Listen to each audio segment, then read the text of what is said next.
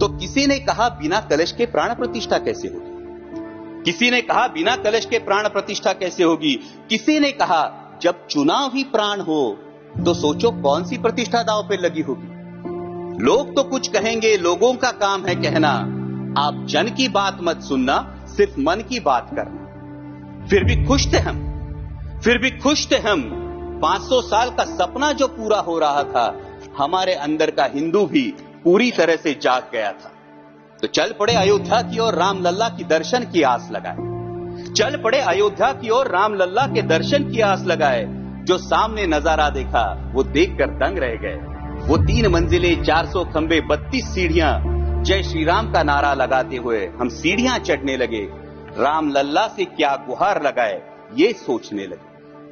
पहली सीढ़ी पर याद आई महंगाई, पहली सीढ़ी पर याद आई महंगाई, दूसरी पर देश में बढ़ती बेरोजगारी, तीसरी पर पत्रकारिता की चरण चुंबकता, चौथी पर सेंट्रल एजेंसीज की संदिग्ध भूमिका। हर सीढ़ी पर कुछ न कुछ याद आ रहा था, हर सीढ़ी पर कुछ न कुछ याद आ रहा था।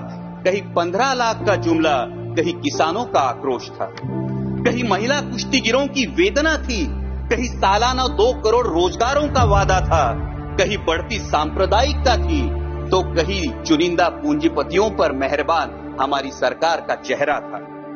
इस वास्तविकता ने झंझोड़ने के बाद भी हम अंधभक्तों की तरह चलते गए। होश तो तब संभाला जब राम लल्ला के दर्शन हुए। हमें नतमस्तक देख राम लल्ला मुस्कुराते हुए बोले, हमें नतमस्तक देख राम लल्ला मुस्कुराते हुए बोले, मैं कल भी था, आज भी हूं, कल भी रहूंगा। जितना इस मंदिर में हूं उतना ही तुम्हारे मन में रहूंगा। लेकिन याद रखना हमेशा मैंने त्रेता युग में रामराज जलाया था, तुम कलयुग में जीते हो जहां संविधान ने गणराज जलाया है। धर्म समाज का किनारा जरूर है, धर्म समाज का किनारा जरूर है, लेकिन देश एक बहती धारा है। किनारे को धारा के बीच में लाया तो प्रवाह अड़ जाता है, प्रगति के पथ से हट जाता है। इसलिए धर्म का ठेकेदार नहीं, पहरेदार बनना चाहिए। इसलिए धर्म का ठेकेदार नहीं, पहरेदार बनना चाहिए।